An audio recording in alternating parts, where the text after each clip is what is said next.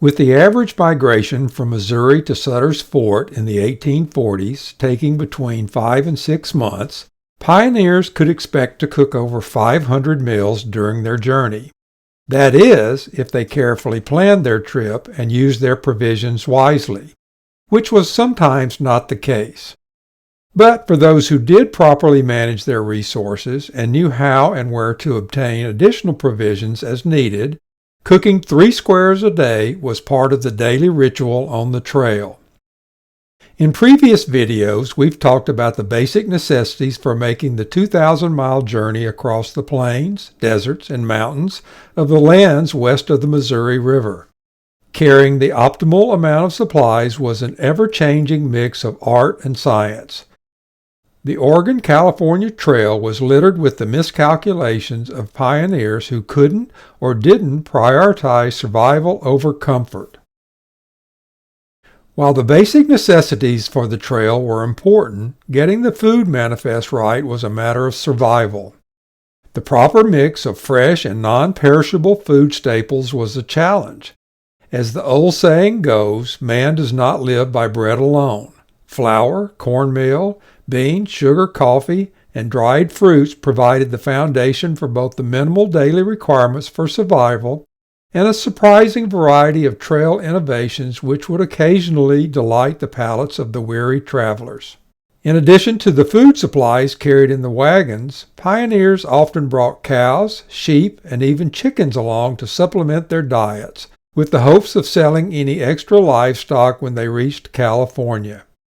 But if you ran short of supplies along the trail, life could be tough. You either had to find another source, do without, or barter with the local Indians, fur trappers, or supply outposts, or forts as they were commonly called. As John Bidwell reported in his 1841 diary, things were expensive on the trail, with a cup of sugar costing $1, and that's in 1840 dollars.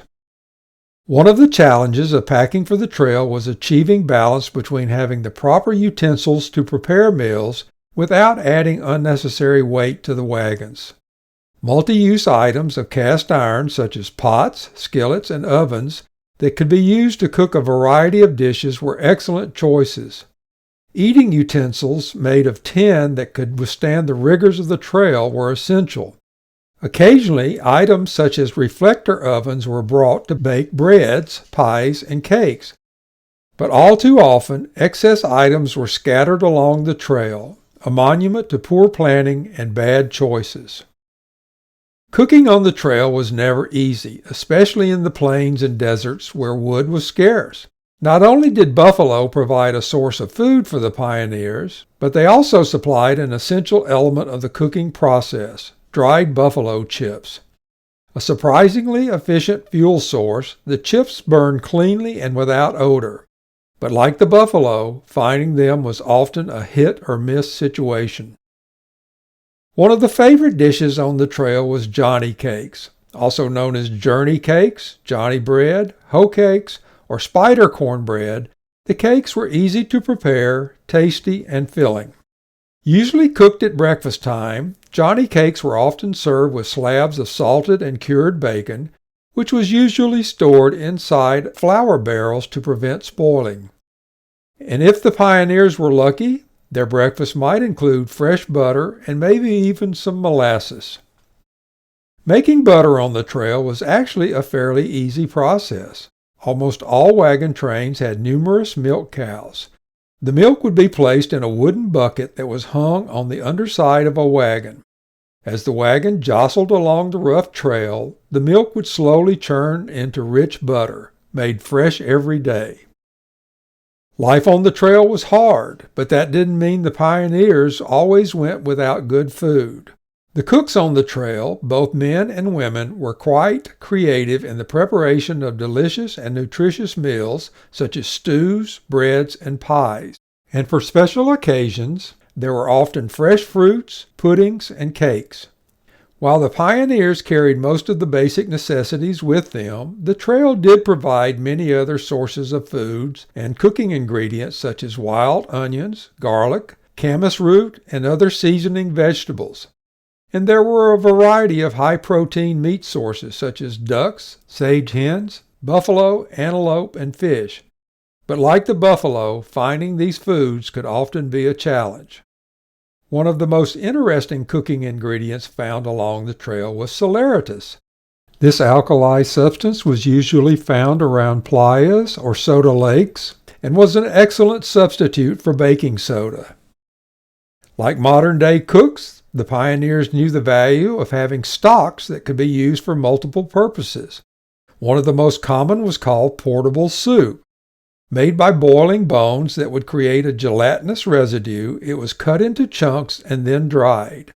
When added to a dish, it would be reconstituted, just like our modern-day bouillon cubes.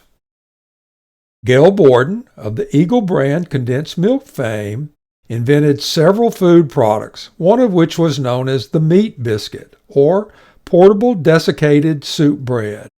A mixture of reduced meat products and flour, meat biscuits had a surprisingly long shelf life and could be packed in barrels for the long journey west. The biscuits would be pulverized and mixed with water, then boiled into a soup. Jerked beef or buffalo was another easily prepared food source that had a long shelf life. After cutting the meat into strips, it was normally hung on the sides of the wagons to dry in the open air and sunshine. High in protein and fat, jerky was often consumed when other food sources became scarce. And when things really got tough, hardtack was often on the menu, made from just flour, water, and a little salt. This mixture was baked at a very high temperature and then flipped over and baked some more. Known by names such as sheet iron crackers, molar breakers, tooth dullers, and worm castles, these rock-hard crackers were usually dipped in water or coffee to soften them before eating. And speaking of coffee, it was an absolute essential element of life on the trail. One interesting story occurred in 1846 when the Bryant-Russell Party was about to cross the Great Salt Desert. For their 80-mile trek across the waterless void, they chose coffee as their drink of choice. Emptying a small gunpowder barrel, they created their brew using brackish water they scooped up from the parched ground of Skull Valley. Needless to say, not a flavor you are likely to see at your local coffee shop. The next time somebody asks you what's for dinner, take a moment and think about the thousands of pioneers who spent months on the trail, often thinking about the same question. Some days that question was very difficult for them to answer. But through a mix of creativity, determination, and living off the land, the pioneers were able to make meals that were often nourishing, enjoyable, and sometimes even something to write home about.